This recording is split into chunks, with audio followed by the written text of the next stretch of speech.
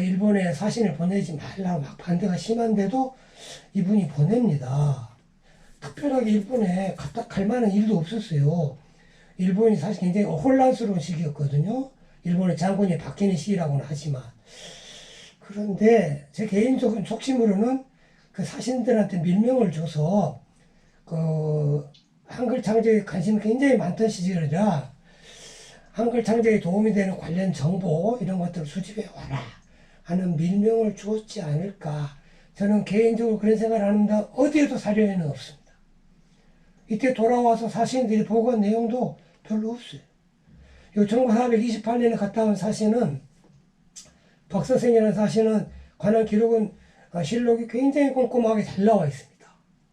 그래서 이제 그 일본의 앞선 생명들이 많다는 것도 아는데 그걸 세종이 안 받아들이는데 요 두 번의 사신은 왜 보냈는지 이 사신들이 갔다 와가지고 한 내용이 없어요. 세종이 상글 창제와 관련된 모든 기록을 제 짐작에는 거의 말살해 버렸어요. 없었거든요.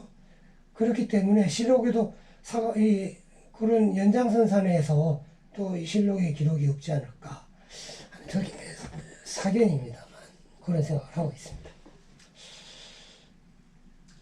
네, 아무튼 한글 창제, 그러니까 일본을 따라가는 그 일본과의 격차가 있다는 걸 알았어요. 그 박설생이라는 사람의 보고한 내용을 보면 겁납니다. 이미 그 당시에 일본은 다 동전을 쓰고 있어요. 우리는 화폐와 옥함으로 막 물건을 거래하는데, 그러니까 박서생이 갔을 때 일본은 이미 200년 전부터, 그렇죠? 200년 전부터 화폐 경제였어요. 그렇죠? 세종이 안 받아들이고 그 후 300년 더 늦어집니다. 300년 뒤에 우리가 이제 화폐 경제를 도입하는데 결과적으로 일본보다 500년 뒤진 거예요. 화폐 경제가. 사실은 세종이 자기 스스로가 화폐 경제를 써보려고 시도를 했던 사람이에요. 그런데 이제 여러 가지 제약 때문에 안 된 그런 측면이 있긴 하지만 굉장히 안타까운 거죠. 자, 그런 것도 빠른 걸음 넘어간 측면에서 격차 빌미를 확대했다. 뭐 그런 얘기만 설명하고 넘어가겠습니다.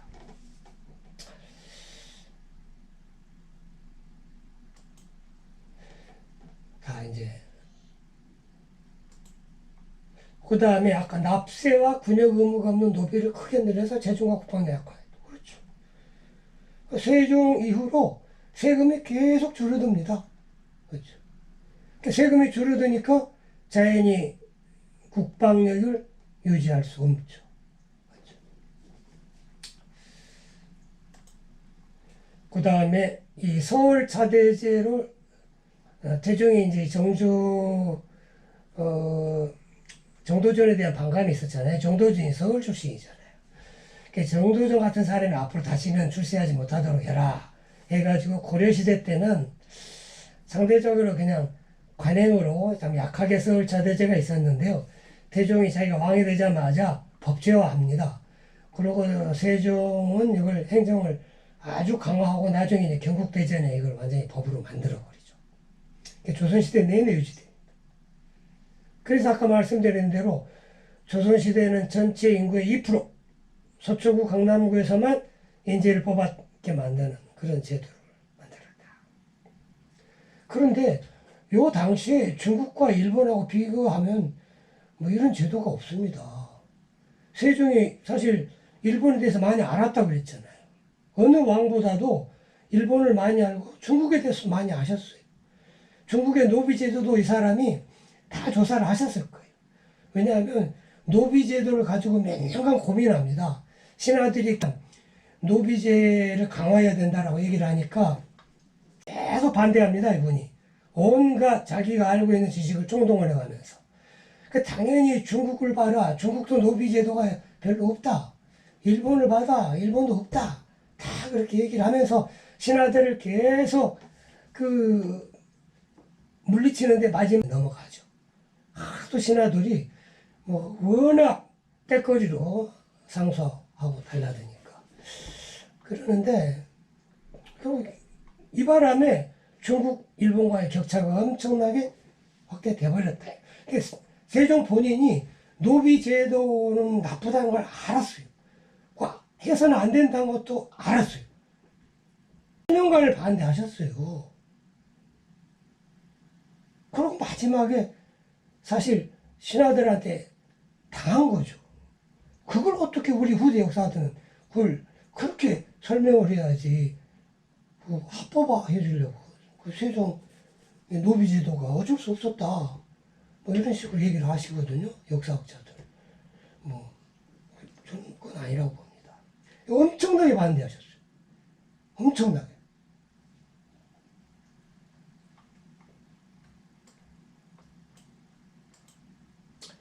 그래서 이 두 신분제도, 노비제도와 서울차대제로 조선의 국력, 그러니까 재정력, 국방력, 망국이죠. 당연하죠.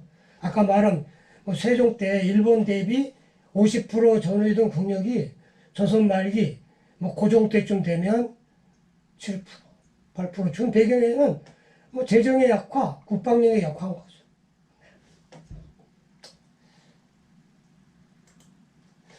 그 다음에 세종 때는 뭐 우리가 어떻게 말하면 성군이라고 하니까 세종 32년간은 백성들도 뭐 좀 잘 살지 않았을까 이런 생각을 어렴풋이라도 할 수 있잖아요. 근데 세종 32년간요 제가 실록을 다 찾아봤어요. 요때 가뭄이 걱정이 없던 애가 6년밖에 안 나와요. 세종 32년 그러니까 24년 내내 가뭄 피해가 컸어요. 이때는 뭐 저수지가 있는 것도 아니고 뭐 수리시설이 있던 것도 아니라 가뭄이 들었다 하면 그 애는 그냥 그로부터 몇 년간 나라가 엉망이 되는 거예요. 전체 나라의 삶, 재정 말할 것 없이. 근데 제가 가뭄 피해가 컸던 시대가 이제 성종 중종 때인데 그때보다 더 컸어요. 그러니까 세종 때가 늘 궁핍했어요. 그 다음에 우리는 이제 세종이 왜구를 대마도를 정벌하고 사하군과 육진을 개척해서 북경을 확정했다, 획정했다. 큰 업적이다. 뭐 인정하죠. 그 과정에서 우리 경상 전라도 백성 다수가 지금의 함경 북도, 평안북도로 엄청나게 이주를 많이 했어요.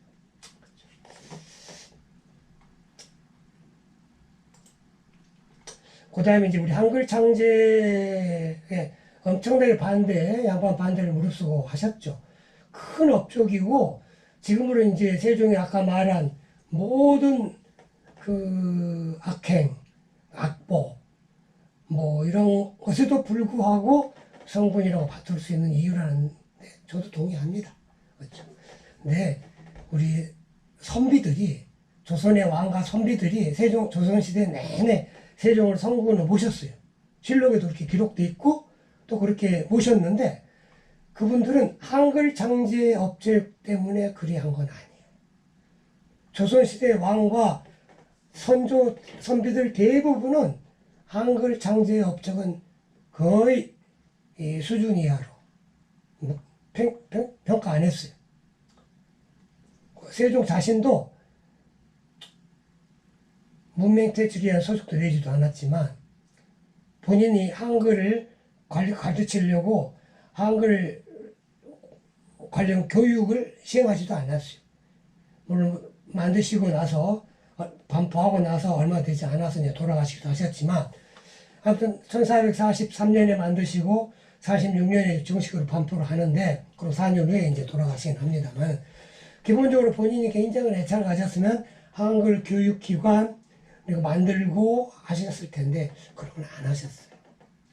그래가지고 그 당시 선배들도 우리 세종대왕님 돌아가시고 난 우리 안 쓰고 말지 다 그랬어요.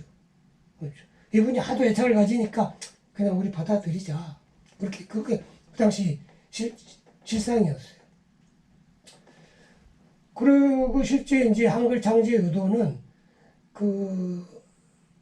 우리 고려대 정광교수 책에도 나오고 실록에도 대상을 지낸 홍양호의 상소에도 나옵니다만 얘기합니다. 홍양호라는 사람이 정조 때 앞에 가가지고 일찍이 우리 세종대왕 업적을 칭찬하면서 대왕께서 우리 한글을 만들어 가지고 중국을 방문한 우리 사신들이 그 중국 황제 앞에서 중국 발음을 상당히 정확하게 현지 발음 비슷하게 잘해서 그 이전과 다르게 이 비판을 덜 받았습니다. 다 이게 한글 장치 업적 때문입니다. 이렇게 얘기를 해요. 근데 조선시대 선비들이 한글은 중국어 발음을 제대로 하기 위해서 만든 글자라고 다 그렇게 이해를 한 거예요. 이게 훈민정문이잖아요. 국민들한테 제대로 된 글자를 가르치면 훈민정문이라 해야 돼요. 훈민정음이라고 이름을 만드셨잖아요. 국민들한테 제대로 된 소리, 음을 가르친다. 중국어 발음을 우리 국민 조선 백성들은 제대로 발음을 못한다. 그래서 중국에 가면 맨날 이 손가락질 받고 비판받는다. 사신들부터가. 뭐 통역이라는 사람들도 그렇다. 그래가지고 발음 기호를 제대로 한번 만들어 내가 보겠다. 근데 그 부산물로 그 당시 우리가 쓰던 지금의 우리말을 표기할 수 있게 된 거예요. 한글 우리가 표현문자로. 근데 저는 부산물로 만들어진 걸로 우리 지금 조선조 말 이후 오늘날은 우리 세종 대왕님을 엄청나게 평가하게 된 거죠. 그렇죠. 그 부산물로 조선시대 우리 아녀자들과 어린이들이 주고받는 말을 문자로 쓸 수도 있었고, 언문이라는 걸로. 그렇죠. 그건 부산물인 거죠. 언문 표기는 부산물이고, 제대로 된 것은 중국 발음을 제대로 표기할 수 있는 발음 기호예요. 그렇죠. 중국, 이런 식으로 쓴 거죠. 우리가 중국이라고 하는 것을 중국, 쓸 수 있잖아요. 우리 중국말로. 우리 한자 말로, 한글로. 중국, 이렇게. 예, 예, 정광 교수의 주장이기도 하고, 대사원 홍양호가 조선실록에서 그렇게 얘기합니다. 실록에 한글, 훈민정음에 관한 얘기는 정말 몇 번 안 나옵니다. 훈민정음이란 말 잘은 글자는 이 홍양호라는 사람의 상소문 표기에서 딱 그 외에 한 번인가 더 나오고, 그 외에 언문이란 말은 자주 나옵니다.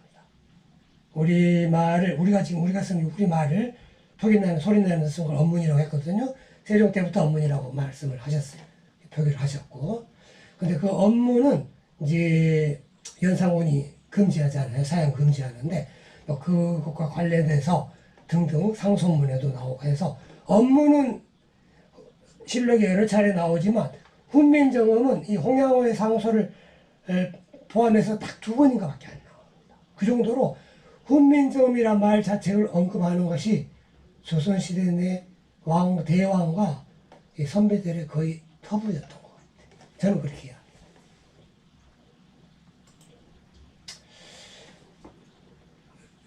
그래서 사실 우리 창제 이후에 해독률은 조선시대 내 5% 미만이었어요.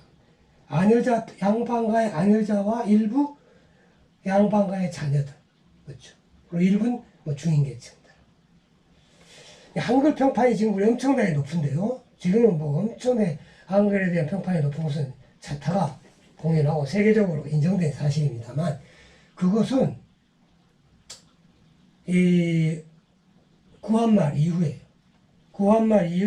민족의 역사를 고취하려고 우리 독립협회에 계신 분들 중심으로 우리 그 당시 신문에 한글과 한자를 병용해서 쓰고 한글 전용 신문을 만들고 1890년대에 그러시잖아요. 그러면서부터 한글에 대한 인지도가 조금씩 높아지고 평판이 높아졌어요. 그리고 일제시대 때 일본 친구들이 조선어 교육을 강제화하죠. 강제로 쓰고 가르치고 있는 것을 가르칩니다. 그러면서 우리 한글을 아는 사람들이 조선 말기까지는 그야말로 5% 미만이다가 일제시대 때 조선어 교육이 의무화되면서 이제 한글에 대한 해독률이 높아지기 시작하죠. 그럼에도 불구하고 일제가 끝나고 미군이 우리나라에 주둔해가지고 가르쳐가지고 한글 해독률을 조사하니까 1945년, 그쵸? 한글 아는 사람이 전체 국민의 20%가 제한돼. 그렇죠. 일제시대 내내 한글 교육이 초등학교에서 의무화되어 있었지만 초등학교 안 간 분들도 많잖아요. 그러니까 해방이 되고 나서도 우리나라 한글 아는 사람이 엄청나게 낮았어요. 해독률이. 그 다음에 이제 아까 말씀드린 대로 어떻게 말하면 해방 이후로 우리가 이제 국권을 회복하고 대한민국 정부가 수립되고 그러면서부터 한글 해독률이 빠르게 뭐 15, 20, 30 오늘날 99, 100% 이렇게 올라가면서 한국 벽판이 엄청나게 높아진 거죠. 그리고 이제 진중 4대주의 강으로 자주독립개상을 상실했다. 뭐 이런 얘기입니다. 이런 거 한번 읽어보시고요.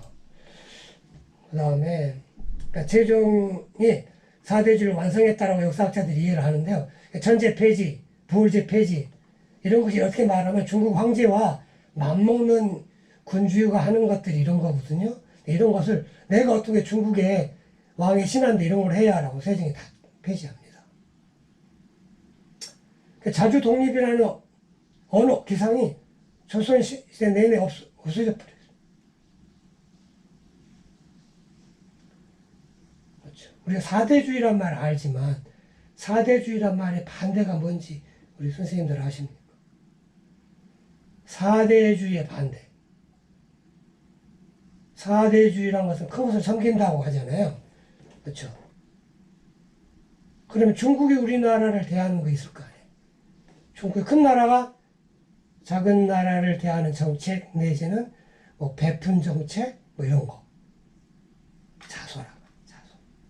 큰 것을 섬긴다 할 때 작은 것들을 보살핀다. 자소.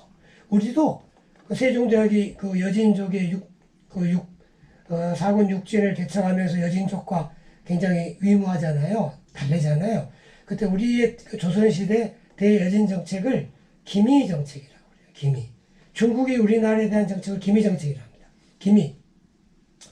말 고삐, 그쵸? 요 굴레와 고삐, 기미. 굴레, 기, 고삐, 미예요. 굴레를 씌워서 고삐를 잡아당기는 거. 그러니까 중국이 우리나라를 이렇게 한 거죠. 기미 정책. 그러니까 좋은 말로 하면 자세고 정책으로는